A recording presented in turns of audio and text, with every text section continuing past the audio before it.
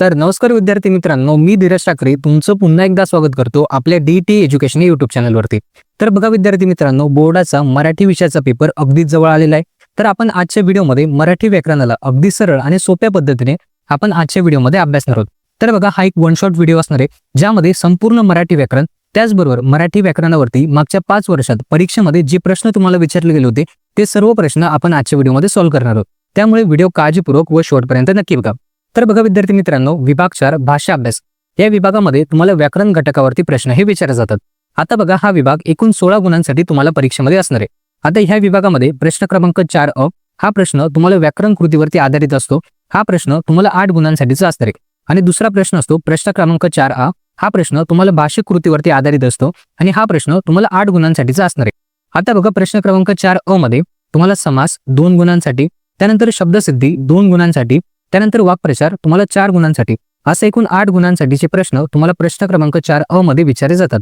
त्यानंतर प्रश्न क्रमांक 4 मध्ये तुम्हाला शब्दसंपत्ती 4 गुणांसाठी, लेखन नियम 2 गुणांसाठी, त्यानंतर विरामचिन्ह 1 गुणासाठी आणि पारिभाषिक शब्द 1 गुणासाठी, असे एकूण 8 गुणांचे प्रश्न तुम्हाला प्रश्न क्रमांक 4 मध्ये विचारले जातात। तर बघा, असा एकूण 16 गुणांसाठीचा तुमचा हा विभाग असतो। आता बघा, ह्या विभागामध्ये आपल्याला पहिला घटक अभ्यासायचे समास। आता बघा, इयत्ता 10वीच्या सिलेबसमध्ये आपल्याला समासाचे एकूण 5 प्रकार अभ्यासायचे आहेत, ज्यामध्ये कर्मधारय समास आणि द्विगु समास हे समासाचे 2 मुख्य प्रकार असणार आहेत। त्यानंतर इतर द्वंद्व समास, वैकल्पिक द्वंद्व समास आणि समाहार द्वंद्व समास हे द्वंद्व समासाचे 3 उपप्रकार असणार आहेत। तर असा एकूण 5 समासांचा अभ्यास आपल्याला करायचा असणार आहे। आता बघा, आपला पहिला समास आहे कर्मधारय समास। आता कर्मधारय समास कशा पद्धतीने ओळखला जातो, तर बघा, ज्या सामासिक शब्दाचा विग्रह असे, त्यानंतर असा, सारखे आणि हेच ह्या शब्दाने जोडलेला असतो त्याला आपण कर्मधारय समास असं म्हणतो। उदाहरणार्थ बघा, नीलकमल हा तुमचा सामासिक शब्द आहे, याचा विग्रह कसा होतो, नील असे कमल, तर हा तुमचा कर्मधारय समास असणार आहे। त्यानंतर पुढे पांढरा शुभ्र हा तुमचा सामासिक शब्द आहे, याचा विग्रह कसा होतो, पांढरा असा शुभ्र, तर हा देखील तुमचा कर्मधारय समास असणार आहे। त्यानंतर पुढे कमलनयन या शब्दाचा विग्रह कसा होतो, कमलासारखे नयन, तर हा देखील तुमचा कर्मधारय समास असणार आहे। त्यानंतर विद्याधन हा तुमचा शब्द आहे, याचा विग्रह कसा होतो, विद्या हेच धन, तर हा देखील तुमचा कर्मधारय समास असणार आहे। आता कर्मधारय समास कशा पद्धतीने ओळखायचं, तर ज्या सामासिक शब्दाचा विग्रह असा, असे, सारखे आणि हेच ह्या शब्दाने जोडलेला असतो त्याला आपण कर्मधारय समास असं म्हणतो। यानंतर दुसरा समास आपल्याला अभ्यासायचा द्विगु समास। आता बघा, द्विगु समास ओळखणं अगदी सोपे। ज्या सामासिक शब्दाचा विग्रह समूहदर्शक शब्दासारखा होतो त्याला आपण द्विगु समास असं म्हणतो। उदाहरणार्थ बघा, पंचारती हा तुमचा सामासिक शब्द आहे, याचा विग्रह कसा होतो, 5 आरत्यांचा समूह, तर हा तुमचा द्विगु समास असणार आहे। त्यानंतर पुढे त्रिभुवन हा तुमचा सामासिक शब्द आहे, याचा विग्रह कसा होतो, 3 भुवनांचा समूह, तर हा देखील तुमचा द्विगु समास असणार आहे। आता द्विगु समास कशा पद्धतीने ओळखणार, तर ज्या सामासिक शब्दाचा विग्रह समूहदर्शक शब्दासारखा होतो त्याला आपण द्विगु समास असं म्हणतो। यानंतर पुढे पुढचा समास आपल्याला अभ्यासायचा आहे द्वंद्व समास। आता बघा, द्वंद्व समासाचे 3 उपप्रकार पडतात, ज्यामध्ये पहिला प्रकार आहे इतर द्वंद्व समास। आता इतर द्वंद्व समास कशा पद्धतीने ओळखणार, तर ज्या सामासिक शब्दाचा विग्रह आणि ह्या शब्दाने जोडलेला असतो त्याला आपण इतर द्वंद्व समास असं म्हणतो। उदाहरणार्थ बहीण भाऊ हा तुमचा सामासिक शब्द आहे, याचा विग्रह कसा होणार, बहीण आणि भाऊ, तर हा तुमचा इतर द्वंद्व समास असणार आहे। त्यानंतर आणखी एक एक्झाम्पल, आई वडील। आता ह्या सामासिक शब्दाचा विग्रह कसा होतो, आई आणि वडील, तर हा देखील तुमचा इतर द्वंद्व समास असणार आहे। तर बघा, इतर द्वंद्व समास कशा पद्धतीने ओळखणार, तर ज्या सामासिक शब्दाचा विग्रह आणि ह्या शब्दाने जोडलेला असतो त्याला आपण इतर द्वंद्व समास असं म्हणतो। यानंतर पुढचा प्रकार आहे आपला वैकल्पिक द्वंद्व समास। आता बघा, वैकल्पिक द्वंद्व समास कशा पद्धतीने ओळखणार, तर ज्या सामासिक शब्दाचा विग्रह किंवा ह्या शब्दाने जोडलेला असतो त्याला आपण वैकल्पिक द्वंद्व समास असं म्हणतो। उदाहरणार्थ बघा, बरे वाईट हा तुमचा सामासिक शब्द आहे, याचा विग्रह कसा होणार, बरे किंवा वाईट, तर हा तुमचा वैकल्पिक द्वंद्व समास असणार आहे। त्यानंतर आणखी एक उदाहरण, सत्यासत्य हा तुमचा सामासिक शब्द आहे, याचा विग्रह कसा होतो, सत्य किंवा असत्य, तर हा देखील तुमचा वैकल्पिक द्वंद्व समास असणार आहे। आता वैकल्पिक द्वंद्व समास कशा पद्धतीने ओळखणार, तर ज्या सामासिक शब्दाचा विग्रह किंवा या शब्दाने जोडलेला असतो त्याला आपण वैकल्पिक द्वंद्व समास असं म्हणतो। यानंतर द्वंद्व समासाचा तिसरा उपप्रकार आहे समाहार द्वंद्व समास। आता समाहार द्वंद्व समास ओळखणं अगदी सोपे, तर कशा पद्धतीने ओळखला जातो, तर ज्या सामासिक शब्दाचा विग्रह वगैरे ह्या शब्दाने जोडलेला असतो त्याला आपण समाहार द्वंद्व समास असं म्हणतो। उदाहरणार्थ अंथरून पांघरून हा तुमचा सामासिक शब्द आहे, तर त्याचा विग्रह कसा होतो, अंथरून पांघरून वगैरे, तर हा तुमचा समाहार द्वंद्व समास असणार आहे। त्यानंतर भाजीपाला, याचा विग्रह कसा होतो, भाजीपाला वगैरे, तर हा देखील तुमचा समाहार द्वंद्व समास असणार आहे। तर बघा, समास या घटकामध्ये असे एकूण 5 समासांचा अभ्यास आपल्याला करायचा असणार आहे। आता बघा, ह्या घटकावरती परीक्षेमध्ये कशा पद्धतीने प्रश्न विचारले जातात ते आता आपण अभ्यासूया। तर बघा, प्रश्न क्रमांक 4 मध्ये पहिला उपप्रश्न असतो समास या घटकावरती। हा प्रश्न तुम्हाला 2 गुणांसाठीचा असणार आहे। आता बघा, जो प्रश्न आपण अभ्यासणार आहोत हा प्रश्न तुम्हाला 2022च्या परीक्षेमध्ये विचारला गेलेला आहे। आता बघा यामध्ये तुम्हाला सामासिक शब्द आणि समासाचं नाव दिलं जातं आणि त्यांच्या योग्य जोड्या तुम्हाला जुळवायच्या असतात. आता पहिला शब्द आहे विट्टी दांडू. आता ह्या शब्दाचा विग्रह कसा होतो, विट्टी आणि दांडू, तर हा तुमचा इतरेतर द्वंद्व समास असणार आहे. त्यानंतर पुढे नीलकमल. आता ह्या सामासिक शब्दाचा विग्रह कसा होतो, नील असे कमल, तर हा तुमचा कर्मधारी समास असणार आहे. त्यानंतर पुढे पंचपाळे हा तुमचा सामासिक शब्द आहे, याचा विग्रह कसा होतो, 5 पायांचा समूह, तर हा तुमचा द्विगु समास असणार आहे. पुढे भाजीपाला या सामासिक शब्दाचा विग्रह कसा होतो, भाजीपाला वगैरे, तर हा तुमचा समाहार द्वंद्व समास असणार आहे. तर बघा हा प्रश्न तुम्हाला 2022च्या परीक्षेमध्ये विचारला गेलेला आहे. यानंतर पुढचा प्रश्न आहे 2023च्या परीक्षेतला. यामध्ये सामासिक शब्द दिलेला आहे आणि समासाचं नाव तुम्हाला लिहायचं असणार आहे. आता पहिला शब्द आहे भाजीपाला, याचा विग्रह कसा होतो, भाजीपाला वगैरे, तर हा तुमचा समाहार द्वंद्व समास असणार आहे. त्यानंतर कमल नयन हा तुमचा सामासिक शब्द आहे, याचा विग्रह कसा होतो, कमलासारखे नयन, तर हा देखील तुमचा कर्मधारी समास असणार आहे. तर बघा हा प्रश्न तुम्हाला 2023च्या परीक्षेमध्ये विचारला गेलेला आहे. त्यानंतर पुढचा प्रश्न मार्च 2024. यामध्ये सामासिक शब्द दिलेला आहे आणि समासाचं नाव तुम्हाला लिहायचं असणार आहे. पहिला शब्द आहे त्रिभुवन. आता याचा विग्रह कसा होतो, 3 भुवनांचा समूह, तर हा तुमचा द्विगु समास असणार आहे. त्यानंतर पुढचा सामासिक शब्द आहे पुरुषोत्तम. याचा विग्रह कसा होतो, उत्तम असा पुरुष, तर हा तुमचा कर्मधारी समास असणार आहे. त्यानंतर बघा पुढचा प्रश्न आहे जुलै 2024. यामध्ये सामासिक शब्द, त्याचा विग्रह आणि समासाचं नाव तुम्हाला लिहायचं असणार आहे. आता सामासिक शब्द आहे 4-5. याचा विग्रह कसा होतो, 4 किंवा 5, तर हा तुमचा वैकल्पिक द्वंद्व समास असणार आहे. त्यानंतर पुढे नीलकमल. याचा विग्रह कसा होतो, नील असे कमल, तर हा तुमचा कर्मधारी समास असणार आहे. हा प्रश्न जुलै 2024च्या परीक्षेमध्ये तुम्हाला विचारला गेलेला आहे. यानंतर पुढचा प्रश्न 2025च्या परीक्षेतला. यामध्ये सामासिक शब्द आणि समासाचं नाव यांच्या योग्य जोड्या तुम्हाला जुळवायच्यात. आता पहिला शब्द आहे आई वडील. याचा विग्रह होतो आई आणि वडील, तर हा तुमचा इतरेतर द्वंद्व समास असणार आहे. त्यानंतर पुढे पंचवटी, 5 वट्यांचा समूह असा याचा विग्रह होतो, तर हा तुमचा द्विगु समास असणार आहे. त्यानंतर पुढे महाराष्ट्र. याचा विग्रह होतो महान असे राष्ट्र, तर हा तुमचा कर्मधारी समास असणार आहे. त्यानंतर पुढे चहा पाणी. याचा विग्रह कसा होतो, चहा पाणी वगैरे, तर हा तुमचा समाहार द्वंद्व समास असणार आहे. तर हा प्रश्न 2025च्या परीक्षेमध्ये विचारला गेलेला आहे. यानंतर बघा आपल्याला पुढचा घटक अभ्यासायचा आहे शब्दसिद्धी. आता बघा हा घटक अगदी सोपा असतो आणि ह्या घटकामध्ये तुम्हाला 2 गुण इझिली मिळवता येतात. आता बघा शब्दसिद्धी ह्या घटकामध्ये आपल्याला उपसर्ग घटित, प्रत्यय घटित आणि अभ्यस्त शब्दांचा अभ्यास करायचा असणार आहे. आता बघा सगळ्यात आधी उपसर्ग घटित शब्द म्हणजे काय, तर बघा ज्या शब्दाच्या पुढे उपसर्ग लागलेला असतो त्याला आपण उपसर्ग घटित शब्द असं म्हणतो. उदाहरणार्थ बघा वास हा तुमचा मूळ शब्द आहे, याला हा तुमचा उपसर्ग लागलेला आहे, तर शब्द तयार होतो उपवास, तर उपवास शब्द तुमचा उपसर्ग घटित शब्द असणार आहे. त्यानंतर आणखी एक उदाहरण बघू विश्वास. आता विश्वास या शब्दाला हा तुमचा उपसर्ग लागला, तर शब्द तयार होतो अविश्वास. आता अविश्वास हा शब्द तुमचा उपसर्ग घटित शब्द असणार आहे. आता उपसर्ग घटित शब्द कशा पद्धतीने ओळखणार, तर ज्या शब्दाच्या पुढे उपसर्ग लागलेला असतो त्याला आपण उपसर्ग घटित शब्द असं म्हणतो. यानंतर पुढे प्रत्यय घटित शब्द. तर प्रत्यय घटित शब्द म्हणजे काय, तर ज्या शब्दाच्या शेवटी प्रत्यय लागलेला असतो त्याला आपण प्रत्यय घटित शब्द असं म्हणतो. उदाहरणार्थ गुलाम हा तुमचा मूळ शब्द आहे, याला गिरी हा तुमचा प्रत्यय लागला तर गुलामगिरी हा तुमचा शब्द तयार होतो. आता गुलामगिरी हा तुमचा प्रत्यय घटित शब्द असणार आहे. त्यानंतर पुढे मत हा तुमचा मूळ शब्द आहे, याला दान हा प्रत्यय लावला तर मतदान हा शब्द तयार होतो, तर हा शब्द तुमचा प्रत्यय घटित शब्द असणार आहे. आता प्रत्यय घटित शब्द कशा पद्धतीने ओळखणार, ज्या शब्दाच्या शेवटी प्रत्यय लागलेला असतो त्याला आपण प्रत्यय घटित शब्द असं म्हणतो. यानंतर पुढे अभ्यस्त शब्द. आता बघा अभ्यस्त शब्द ओळखणं अगदी सोपं आहे. आता अभ्यस्त शब्द म्हणजे काय, तर शब्दात शब्दांची किंवा अक्षरांची पुनरावृत्ती होते त्याला आपण अभ्यस्त शब्द असं म्हणतो.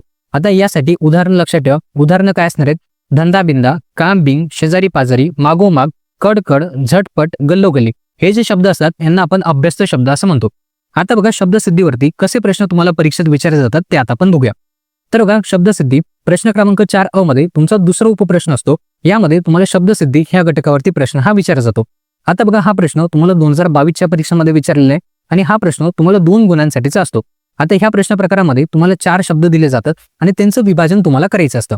आता बघा यामध्ये अभिनंदन हा शब्द दिलेला आहे. आता बघा अभिनंदन ह्या शब्दाला अभि हा तुमचा उपसर्ग लागलेला आहे, तर हा तुमचा उपसर्ग घटित शब्द असणार आहे. त्यानंतर हळूहळू हा तुमचा अभ्यस्त शब्द असणार आहे. त्यानंतर पुढे सामाजिक या शब्दाला इक हा तुमचा प्रत्यय लागलेला आहे, तर हा तुमचा प्रत्यय घटित शब्द असणार आहे. त्यानंतर पुढे उपमुख्याध्यापक. आता उपमुख्याध्यापक ह्या शब्दामध्ये हा तुमचा उपसर्ग लागलेला आहे, तर हा शब्द तुमचा उपसर्ग घटित शब्द असणार आहे. तर बघा असा सोपा प्रश्न तुम्हाला 2022च्या परीक्षेमध्ये 2 गुणांसाठी विचारला गेलेला आहे. यानंतर पुढचा प्रश्न 2023च्या परीक्षेतला. यामध्ये 4 शब्द दिलेले आहेत, ज्यामध्ये भर दिवसा हा शब्द तुमचा उपसर्ग घटित शब्द असणार आहे. त्यानंतर लाल लाल हा तुमचा अभ्यस्त शब्द असणार आहे. त्यानंतर दुकानदार यामध्ये दार हा प्रत्यय लागला तर हा तुमचा प्रत्यय घटित शब्द असणार आहे आणि खटपट हा तुमचा अभ्यस्त शब्द असणार आहे. तर हा प्रश्न तुम्हाला 2023च्या परीक्षेमध्ये विचारलेला आहे. यानंतर पुढे मार्च 2024 यामध्ये जमीनदार हा तुमचा प्रत्यय घटित शब्द असणार आहे. त्यानंतर बिनचूक हा तुमचा उपसर्ग गटित शब्द असणार आहे. त्यानंतर तीळ तीळ आणि आंबट चिंबट हे दोन्ही शब्द तुमचे अभ्यस्त शब्द असणार आहेत. तर हा प्रश्न मार्च 2024च्या परीक्षेमध्ये विचारलेला आहे. यानंतर पुढे जुलै 2024. आता बघा यामध्ये उपसंपादक हा तुमचा उपसर्ग गटित शब्द असणार आहे. त्यानंतर हुरहुर हा तुमचा अभ्यस्त शब्द असणार आहे. त्यानंतर दुकानदार आणि गुलामगिरी हे दोन्ही तुमचे प्रत्यय गटित शब्द असणार आहेत. तर बघा हा प्रश्न जुलै 2024 मध्ये तुम्हाला विचारलेला आहे. यानंतर पुढचा प्रश्न 2025च्या परीक्षेतला, यामध्ये भरधाव हा तुमचा उपसर्ग गटित शब्द असणार आहे. त्यानंतर लाजाळू हा तुमचा प्रत्यय गटित शब्द असणार आहे. त्यानंतर गुरुत्व हा देखील तुमचा प्रत्यय गटित शब्द असणार आहे. त्यानंतर नाउमेद हा तुमचा उपसर्ग गटित शब्द असणार आहे. तर बघा हा प्रश्न तुम्हाला 2025च्या परीक्षेमध्ये विचारला गेलेला आहे. यानंतर बघा पुढचा घटक आपल्याला अभ्यासायचा आहे वाक्प्रचार. आता बघा वाक्प्रचार हा घटक तुम्हाला 4 गुणांसाठी परीक्षेमध्ये येतो. आता याच्यावरती प्रश्न कशा पद्धतीने असतात, तर प्रश्न क्रमांक 4 मध्ये तिसरा उपप्रश्न तुम्हाला वाक्प्रचारावरती असतो. यामध्ये तुम्हाला 4 वाक्प्रचार दिले जातात. त्यापैकी कुठल्याही 2 वाक्प्रचारांचा अर्थ सांगून त्यांचा वाक्यात उपयोग तुम्हाला करायचा असतो. आता बघा ह्या प्रश्न प्रकारासाठी जे वाक्प्रचार तुम्हाला बोर्डाच्या परीक्षेमध्ये रिपीटिव्हली विचारले जातात त्यांचा अर्थ तुम्हाला लक्षात ठेवायचा आहे. ज्यामध्ये बघा कान देऊन ऐकणे याला आपण लक्षपूर्वक ऐकणे असं म्हणतो. त्यानंतर कसब दाखवणे याचा अर्थ होतो कौशल्य दाखवणे. त्यानंतर आनंद गगनात न भावणे याचा अर्थ होतो खूप आनंद होणे. त्यानंतर 14 आहे तगादा लावणे याचा अर्थ होतो अंदाज लावणे. त्यानंतर कंठस्नान घालणे याचा अर्थ होतो ठार मारणे. त्यानंतर पुढचा आहे हुकूमत गाजवणे याचा अर्थ होतो वर्चस्व गाजवणे. त्यानंतर व्यतीत होणे याचा अर्थ होतो दुःखी होणे. त्यानंतर डोळे निवणे याचा अर्थ होतो समाधान वाटणे. त्यानंतर विसंगत करणे याचा अर्थ असतो वेगळं करणे. त्यानंतर पाय धरणे याचा अर्थ होतो याचना करणे. त्यानंतर पुढे मातीमोल करणे याचा अर्थ होतो संपूर्ण नाश करणे. तर बघा हे काही वाक्प्रचार आहेत त्यांचा अर्थ तुम्हाला लक्षात ठेवायचा आहे. हे वाक्प्रचार वारंवार बोर्डाच्या परीक्षेमध्ये रिपीटिव्हली तुम्हाला विचारले जातात. आता परीक्षेमध्ये कसे प्रश्न विचारले जातात ते आता आपण बघूया. तर परीक्षेमध्ये तुम्हाला 4 वाक्प्रचार दिले जातात. त्यापैकी कुठल्याही 2 वाक्प्रचारांचा अर्थ सांगून त्यांचा वाक्यात उपयोग तुम्हाला करायचा असतो. आता हा प्रश्न तुम्हाला 4 गुणांसाठीचा असतो. आता बघा जो प्रश्न आपण अभ्यासतोय तो 2023च्या परीक्षेमध्ये तुम्हाला विचारला गेलेला आहे. यामध्ये फक्त आपण अर्थ अभ्यासूया, वाक्यात उपयोग तुम्ही करू शकता.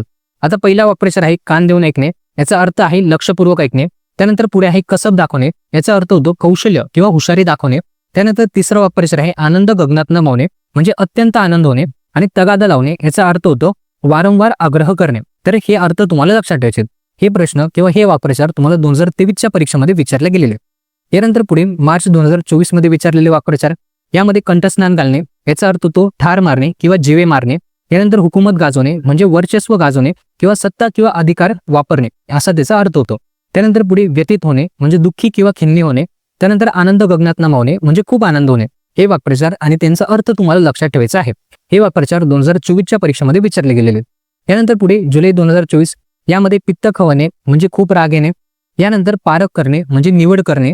त्यानंतर पुढे खस्ता खाणे म्हणजे खूप कष्ट करणे. त्यानंतर आनंद गगनात न मावणे म्हणजे अत्यंत आनंद होणे. हे वाक्प्रचार आणि त्यांचा अर्थ तुम्हाला लक्षात ठेवायचे. हे वाक्प्रचार जुलै 2024च्या परीक्षेमध्ये विचारले गेलेले आहेत. यानंतर पुढे 2025च्या परीक्षेतले प्रश्न, यामध्ये निष्कासित करणे म्हणजे बाहेर काढणे. त्यानंतर मुग्ध होणे म्हणजे अत्यंत आकर्षित होणे किंवा मंत्रमुग्ध होणे हे अर्थ तुम्हाला लक्षात ठेवायचे. त्यानंतर पुढे पित्त खवणे म्हणजे खूप राग येणे आणि अचंबित होणे म्हणजे आश्चर्यचकित होणे. आता बघा जे वाक्प्रचार आपण अभ्यासले त्यांचा अर्थ तुम्हाला लक्षात ठेवायचा आणि त्यांचा वाक्यात उपयोग तुम्हाला करता आला पाहिजे. यानंतर बघा पुढचा घटक आपल्याला अभ्यासायचे शब्द संपत्ती. आता बघा शब्द संपत्ती हा घटक तुम्हाला प्रश्न क्रमांक 4 मध्ये तुम्हाला 4 गुणांसाठी विचारला जातो.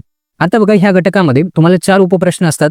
म्हणजे 4 प्रश्न प्रत्येकी एका गुणासाठी तुम्हाला सोडवायचे असतात. ज्यामध्ये समानार्थी शब्द असतील, विरुद्धार्थी शब्द असतील, शब्द समूहाबद्दल एक शब्द असेल किंवा वचन बदला, वचन ओळखा हा प्रश्न प्रकार असेल किंवा दिलेल्या शब्दातील अक्षरांपासून अर्थपूर्ण शब्द तयार करणे हा प्रश्न प्रकार असेल. यापैकी कुठलेही 4 प्रश्न तुम्हाला ह्या घटकामध्ये विचारले जातात. आता परीक्षेमध्ये जे प्रश्न तुम्हाला विचारले गेले होते ते प्रश्न आता आपण अभ्यासूया. तर पहिला प्रश्न आहे 2022च्या परीक्षेतला. यामध्ये पहिला प्रश्न आहे खालील शब्द समूहासाठी एक शब्द लिहा. यामध्ये दुसऱ्यावर अवलंबून असलेला याला आपण परावलंबी असं म्हणतो. त्यानंतर दररोज प्रसिद्ध होणारे याला आपण दैनिक असं म्हणतो. त्यानंतर पुढचा प्रश्न होता खालील शब्दांना समानार्थी शब्द लिहा. यामध्ये पृथ्वी याला आपण धरती, माता, धरणी असे समानार्थी शब्द आपण लिहू शकतो. त्यानंतर पुढे आहे नभ, याला आपण आकाश किंवा गगन असे समानार्थी शब्द लिहू शकतो. त्यानंतर पुढचा प्रश्न आहे खालील शब्दांचे विरुद्धार्थी शब्द लिहा. त्यामध्ये सुरुवात याला आपण शेवट असा विरुद्धार्थी शब्द लिहू शकतो. त्यानंतर सोय याला आपण गैरसोय असा विरुद्धार्थी शब्द आपण लिहू शकतो. यानंतर चौथा उपप्रश्न आहे यामध्ये खालील शब्दातील अक्षरांपासून 2 अर्थपूर्ण शब्द आपल्याला तयार करायचे आहेत. यामध्ये राखणदार हा शब्द आपल्याला दिलेला आहे. त्यावरतून राखण, दार, रण आणि राख असे शब्द आपण तयार करू शकतो. तर बघा असा 4 गुणांसाठीचा अगदी सोपा प्रश्न तुम्हाला परीक्षेमध्ये विचारला जातो. यानंतर पुढचा प्रश्न 2023च्या परीक्षेतला. यामध्ये पहिला प्रश्न आहे खालील शब्दांना समानार्थी शब्द लिहा. यामध्ये डोळा त्याला आपण नयन असं लिहू शकतो. त्यानंतर वृक्ष त्याला आपण झाड असं लिहू शकतो. त्यानंतर पुढचा प्रश्न आहे खालील शब्दांची विरुद्धार्थी शब्द लिहा. यामध्ये वास्तव याला आपण काल्पनिक असा शब्द लिहू शकतो. त्यानंतर सोय याला आपण गैरसोय असा विरुद्धार्थी शब्द आपण लिहू शकतो. त्यानंतर पुढे खालील शब्दांचे वचन ओळखा.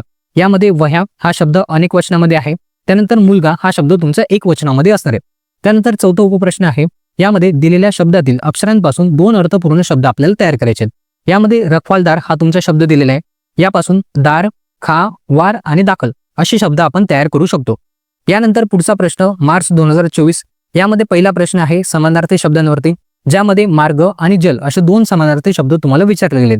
यानंतर पुढचा प्रश्न आहे विरुद्धार्थी शब्दांवरती, ज्यामध्ये सुपीक आणि ज्ञानी असे 2 विरुद्धार्थी शब्द तुम्हाला विचारले गेलेले आहेत. त्यानंतर तिसरा प्रश्न आहे खालील शब्दांची वचन ओळखा. यामध्ये भिंती हा शब्द अनेक वचनामध्ये असणार आहे. रस्ता हा शब्द तुमचा एक वचनामध्ये असणार आहे. त्यानंतर चौथा प्रश्न आहे यामध्ये दिलेल्या शब्दातील अक्षरांचा वापर करून अर्थपूर्ण शब्द तयार आपल्याला करायचे. यानंतर पुढचा प्रश्न 2024च्या परीक्षेतला. यामध्ये पहिला प्रश्न आहे शब्दसमूहासाठी एक शब्द लिहा. यामध्ये पुरामुळे नुकसान झालेले लोक यांना आपण पूरग्रस्त असं म्हणतो. त्यानंतर पुढे दुसरा प्रश्न आहे समानार्थी शब्द. यामध्ये आकाश या शब्दाला तुम्हाला समानार्थी शब्द हा विचारला गेलेला आहे. त्यानंतर पुढे तिसरा प्रश्न आहे विरुद्धार्थी शब्दांवरती. यामध्ये आदर हा तुमचा विरुद्धार्थी शब्द विचारला गेलेला आहे.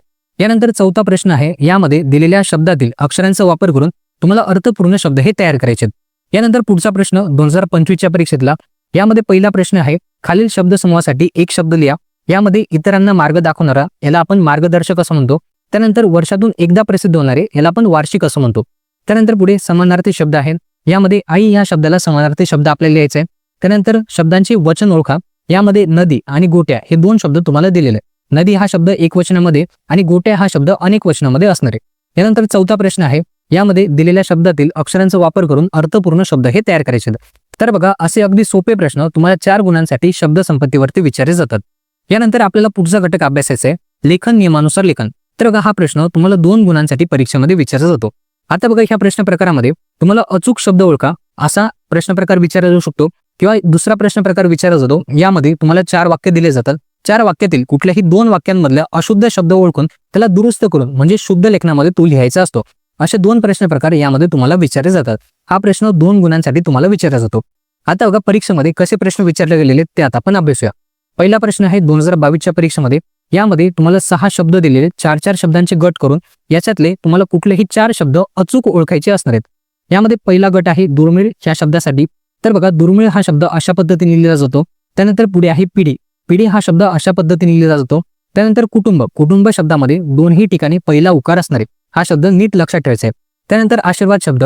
या शब्दामध्ये बरेचसे विद्यार्थी चुका करतात. तर बघा आशीर्वाद शब्दाला शीला नेहमी दुसरी विलांटी असते हे तुम्हाला लक्षात ठेवायचं आहे. त्यानंतर उज्ज्वल हा शब्द अशा पद्धतीने लिहिला जातो. त्यानंतर सामूहिक ह्या शब्दाला दुसरा उकार आणि पहिली विलांटी असते हे तुम्हाला लक्षात ठेवायचे. तर बघा हे प्रश्न तुम्हाला 2022च्या परीक्षेमध्ये विचारले गेलेले आहेत. यानंतर पुढचा प्रश्न 2023च्या परीक्षेतला. यामध्ये तुम्हाला 4 वाक्य दिलेले आहेत. 4 वाक्यातील कुठल्याही 2 वाक्यातील अशुद्ध शब्द तुम्हाला दुरुस्त करून लिहायचे म्हणजे शुद्ध करून लिहायचे. यामध्ये पहिलं वाक्य आहे यामध्ये गिर्यारोहण हा शब्द तुमचा चुकलेला आहे. त्यानंतर पुढे अलीकडे हा शब्द तुमचा चुकलेला आहे. त्यानंतर पुढे दीपालीला हा शब्द तुमचा चुकलेला आहे. त्यानंतर चौथं वाक्य आहे यामध्ये फजिती हा शब्द तुमचा चुकलेला आहे. आता बघा हे शुद्ध लेखनातले शब्द तुम्हाला लक्षात ठेवायचे असणार आहेत. तर बघा हा प्रश्न तुम्हाला 2023च्या परीक्षेमध्ये विचारला गेलेला आहे. यानंतर पुढे मार्च 2024 यामध्ये देखील 4 वाक्य दिलेले. त्यातील कुठल्याही 2 वाक्यातील अशुद्ध शब्द शुद्ध करून तुम्हाला लिहायचे. आता पहिलं वाक्य यामधला महर्षी हा शब्द चुकीचा आहे. महर्षी शब्द अशा पद्धतीने लिहिला जातो. त्यानंतर पुढे दिशा हा शब्द अशा पद्धतीने लिहिला जातो. त्यानंतर तिसरं वाक्य आहे यामध्ये भूमी हा शब्द अशा पद्धतीने लिहिला जातो. त्यानंतर पुढे या शब्दात दुपारी हा शब्द तुमचा चुकलेला आहे. दुपारी या शब्दाला नेहमी पहिला उकार असतो हे तुम्हाला लक्षात ठेवायचे. हे प्रश्न तुम्हाला मार्च 2024 मध्ये विचारले गेलेले आहेत. यानंतर पुढे जुलै 2024 यामध्ये हनुवटी हा तुमचा शब्द आहे. तर हा शब्द अशा पद्धतीने लिहिला जातो. त्यानंतर कीर्ती हा शब्द अशा पद्धतीने लिहिला जातो. त्यानंतर माहिती हा शब्द अशा पद्धतीने लिहिला जातो. त्यानंतर आशीर्वाद हा शब्द अशा पद्धतीने लिहिला जातो. त्यानंतर सुरक्षित हा शब्द अशा पद्धतीने लिहिला जातो. हे शब्द शुद्ध लेखनातले तुम्हाला लक्षात ठेवायचे असतात. यानंतर पुढे 2025च्या परीक्षेतले प्रश्न. यामध्ये निर्मिती हा शब्द अशा पद्धतीने लिहिला जातो. त्यानंतर सुशिक्षित हा शब्द अशा पद्धतीने लिहिला जातो. त्यानंतर ऐतिहासिक हा शब्द अशा पद्धतीने लिहिला जातो. त्यानंतर परिस्थिती हा शब्द अशा पद्धतीने लिहिला जातो. त्यानंतर दीपावली हा शब्द अशा पद्धतीने लिहिला जातो. त्यानंतर विद्यापीठ हा शब्द अशा पद्धतीने लिहिला जातो. आता बघा हे शब्द शुद्ध लेखनातले तुम्हाला लक्षात ठेवायचे असणार आहेत. तर बघा हा प्रश्न प्रकार अगदी सोपा असतो. यामध्ये देखील तुम्हाला 2 गुण इझिली मिळवता येतात. यानंतर पुढचा घटक आपल्याला अभ्यासायचे विरामचिन्ह. आता बघा हा प्रश्न एका गुणासाठी परीक्षेत विचारला जातो आणि अगदी सोपा हा प्रश्न असतो. आता बघा यामध्ये तुम्हाला काही विरामचिन्ह आहेत, त्यांची नावं तुम्हाला लक्षात ठेवायची आहेत. तर बघा हे चिन्ह पूर्णविराम असणारे, त्यानंतर हे चिन्ह स्वल्पविराम असणारे, त्यानंतर हे चिन्ह अर्धविराम असणारे, त्यानंतर हे चिन्ह अपूर्ण विराम असणारे, त्यानंतर हे चिन्ह प्रश्नचिन्ह असणारे, त्यानंतर हे चिन्ह उद्गारवाचक चिन्ह असणारे, त्यानंतर हे चिन्ह दुहेरी अवतरण चिन्ह आणि हे चिन्ह तुमचं एकेरी अवतरण चिन्ह असणारे. तर बघा विरामचिन्हांचे हे नावं तुम्हाला लक्षात ठेवायचे असणार आहेत. आता पहिला प्रश्न 2022च्या परीक्षेतला, यामध्ये तुम्हाला स्वल्पविराम आणि दुहेरी अवतरण चिन्ह हे विचारलं गेलेले आहे. त्यानंतर पुढे 2023च्या परीक्षेतला प्रश्न, यामध्ये एक वाक्य दिलेलं आहे आणि त्या वाक्यामध्ये योग्य विरामचिन्ह घालून ते वाक्य परत तुम्हाला लिहायचं असणार आहे.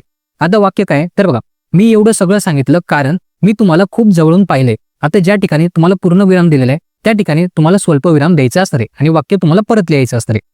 यानंतर पुढचा प्रश्न मार्च 2024, यामध्ये स्वल्पविराम आणि दुहेरी अवतरण चिन्ह तुम्हाला दिलेले आहे. यानंतर पुढचा प्रश्न जुलै 2024, यामध्ये स्वल्पविराम आणि प्रश्नचिन्ह तुम्हाला दिलेले आहे. यानंतर पुढचा प्रश्न 2025, यामध्ये तुम्हाला फक्त प्रश्नचिन्ह दिले एका गुणासाठी. तर बघा विरामचिन्ह हा घटक अगदी सोपा असतो. यामध्ये तुम्हाला 1 गुण इझिली मिळवता येतो. यानंतर बघा पुढचा घटक आहे पारिभाषिक शब्द. आता बघा पारिभाषिक शब्द म्हणजे काय, तर पारिभाषिक शब्दांमध्ये तुम्हाला इंग्लिशमध्ये काही शब्द दिले जातात, त्यांना तुम्हाला मराठीमध्ये ट्रान्सलेटही करायचं असतं. आता बघा हे काही शब्द आहेत जे तुम्हाला वारंवार बोर्डाच्या परीक्षेमध्ये रिपीटिव्हली विचारले जातात, यांचं तुम्हाला अर्थ लक्षात ठेवायचा आहे. आता पहिलं आहे बेंच, याला आपण आसन असं म्हणतो. त्यानंतर एक्सचेंज, याला आपण देवाणघेवाण असं म्हणतो. त्यानंतर बायोडाटा, याला आपण स्वपरिचय पत्र असं म्हणतो. त्यानंतर ओव्हरटाईम, याला आपण अतिरिक्त वेळ असं म्हणतो. त्यानंतर पुढे ड्रामा, याला आपण नाटक असं म्हणतो. त्यानंतर पेटंट, याला आपण एकस्व असं म्हणतो. त्यानंतर मोबाईल, याला आपण भ्रमणध्वनी असं म्हणतो. त्यानंतर डेस्टिनी, याला आपण नियती असं म्हणतो. त्यानंतर टॅक्स, याला आपण कर असं म्हणतो. त्यानंतर वर्कशॉप, याला आपण कार्यशाळा असं म्हणतो. आणि त्यानंतर एक्झिबिशन, याला आपण प्रदर्शन असं म्हणतो. आता बघा हे काही पारिभाषिक शब्द आहेत, यांचा अर्थ तुम्हाला लक्षात ठेवायचा असणार आहे. हे बऱ्याच वेळा बोर्ड एक्झाम मध्ये रिपीटिव्हली विचारले गेलेले आहेत. आता पारिभाषिक शब्दांचा अभ्यास करताना तुमच्या पुस्तकाच्या पाठीमागे काही पारिभाषिक शब्द आणखी दिलेले आहेत, ते देखील तुम्हाला अभ्यासायचे असणार आहेत. आता पारिभाषिक शब्दांवरती कसे प्रश्न विचारले गेलेले आहेत ते आता आपण बघूया. तर पहिला प्रश्न आहे 2022च्या परीक्षेतला, यामध्ये वर्कशॉप आणि एक्सचेंज हे 2 शब्द तुम्हाला विचारले गेलेले आहेत. आता वर्कशॉपला आपण कार्यशाळा असं म्हणतो आणि एक्सचेंजला आपण बदलणे असं म्हणतो. यानंतर पुढचा प्रश्न 2023च्या परीक्षेतला, यामध्ये युनिट आणि ऍक्शन हे 2 शब्द तुम्हाला विचारले गेलेले आहेत. आता युनिटला आपण एकक असं म्हणतो आणि ऍक्शनला कृती आपण असं म्हणतो. यानंतर पुढचा प्रश्न मार्च 2024, यामध्ये बायोडाटा, याला आपण स्वपरिचय पत्र असं म्हणतो. यानंतर पुढचा प्रश्न जुलै 2024, यामध्ये युनिट, याला आपण एकक असं म्हणतो. त्यानंतर 2025च्या परीक्षेतला प्रश्न, यामध्ये ड्रामा आणि बुक स्टॉल असे 2 शब्द तुम्हाला विचारले गेलेले आहेत. आता ड्रामा, याला आपण नाटक असं म्हणतो आणि बुक स्टॉल, याला आपण पुस्तक ठेवण्याची जागा असा शब्द आपण वापरत असतो. तर पारिभाषिक शब्द हा देखील प्रश्न खूप सोपा असतो. यामध्ये देखील तुम्हाला 1 गुण इझिली मिळवता येतात. आता बघा ओव्हरऑल सांगायचं झालं तर व्याकरण विभाग अगदी सोपा असतो. यामध्ये तुम्हाला 16 गुण कमी वेळेमध्ये मिळवता येतात. आता बघा आजच्या व्हिडिओमध्ये संपूर्ण व्याकरण विभाग अगदी सरळ आणि सोप्या पद्धतीने आपण समजून घेतलेले. मागच्या 5 वर्षात बोर्डाच्या परीक्षेमध्ये जे प्रश्न तुम्हाला विचारले गेले होते ते प्रश्न देखील आपण अभ्यासलेले आहे. जर तुम्हाला आजचा हा व्हिडिओ आवडला असेल तर व्हिडिओला नक्की लाईक करा.